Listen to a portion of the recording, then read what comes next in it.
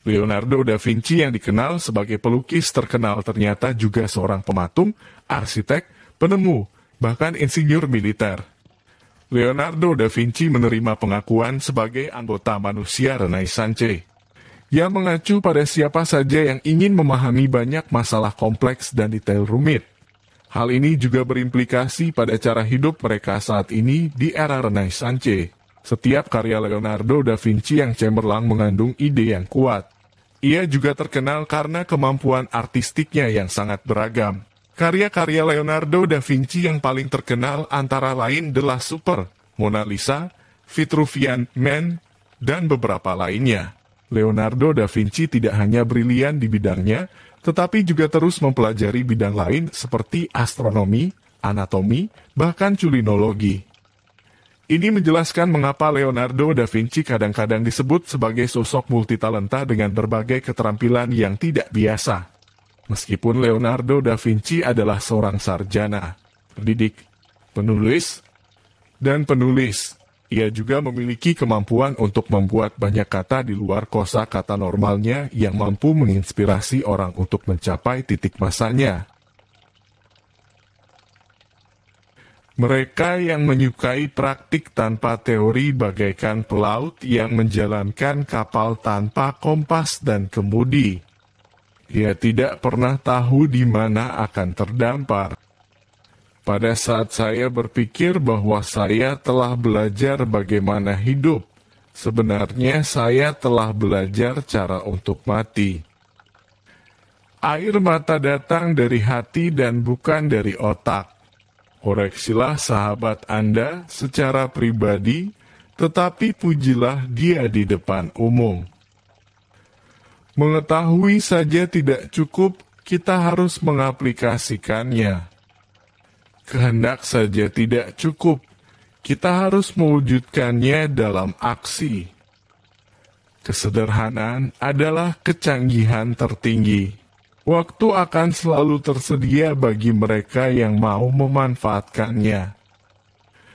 Semua pelukis harus mengawali kanvasnya dengan siraman warna hitam, karena semua hal di dunia itu gelap sampai tersingkap cahaya. Orang yang dalam berdiskusi mengemukakan otoritas, ia tidak menggunakan akal budi, tetapi menggunakan ingatan. Hidup yang baik akan terasa lebih lama. Manusia sudah diberi kemampuan untuk berkreasi. Saya terkesan dengan urgensi tindakan. Memahami tidaklah cukup, kita harus mengaplikasikan. Berharap tidaklah cukup, kita harus bekerja. Air adalah kekuatan pendorong dari semua alam. Waktu berdiam cukup lama bagi orang-orang yang menggunakannya. Seperti halnya hari yang dihabiskan dengan baik membawa tidur yang membahagiakan. Demikian juga hidup yang dihabiskan dengan baik membawa kematian yang membahagiakan. Rintangan tidak bisa menghentikan saya. Setiap rintangan menghasilkan ketetapan hati yang kuat. Ia yang telah memutuskan untuk menjadi bintang tidak akan mengubah pikirannya. Waktu akan selalu tersedia bagi mereka yang mau memanfaatkannya. Penyair berada di peringkat jauh di bawah pelukis dalam representasi hal-hal yang terlihat, dan jauh di bawah musisi dalam hal-hal yang tidak terlihat. Seperti yang telah saya katakan tentang masa lalu, Anda tahu bahwa saya tanpa teman. Siapapun yang melakukan argumen dengan mengacu pada otoritas tidak menggunakan kecerdasannya, dia hanya menggunakan ingatannya.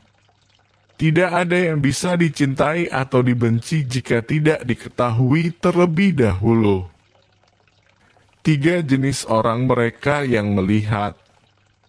Mereka yang melihat saat mereka ditampilkan. Mereka yang tidak melihat.